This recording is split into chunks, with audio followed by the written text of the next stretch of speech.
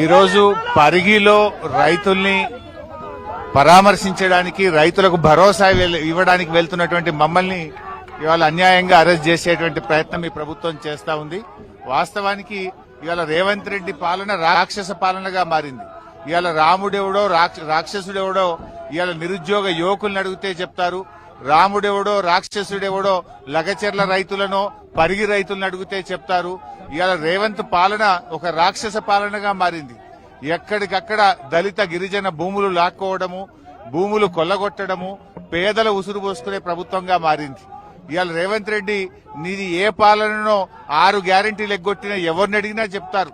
అక్కా చెల్లెళ్లకు 2500 ఎగ్గొట్టిన అక్కా చెల్లెల్ని ఇది నీ పాలన ఏందంటే రాక్షస పాలన అని చెప్తారు.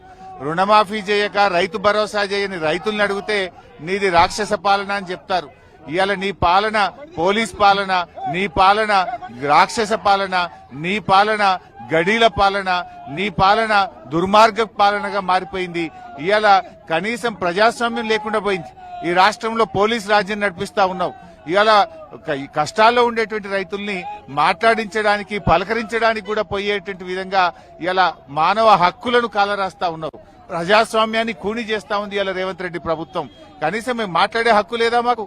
అక్కడ ఆ బాధతో గత కొన్ని వారాలుగా నిరాహార దీక్ష చేస్తున్న రైతులకు పరామర్శించడానికి, భరోసా ఇవ్వడానికి, ఒక ధైర్యం చెప్పడానికి కూడా వెళ్లలేకుండా నడి రోడ్డు మీద ఇవాళ శాసనసభ్యులను, బీఆర్ఎస్ నాయకులను అరెస్టును తీవ్రంగా ఖండిస్తా ఉన్నాం.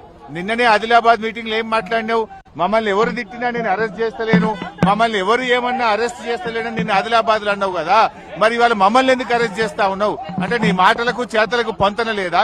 నువ్వే చెప్తావు అరెస్ట్ చేయడం లేదని, నువ్వే చెప్తావు ఇవాళ అరెస్ట్ చేస్తున్నావు. మేము ఏం తప్పు చేశామని అరెస్ట్ చేస్తున్నావు? ఆదిలాబాద్ లో ఏం మాట్లాడినావు నిన్న? ఇవాళ జరుగుతున్నది ఏంది?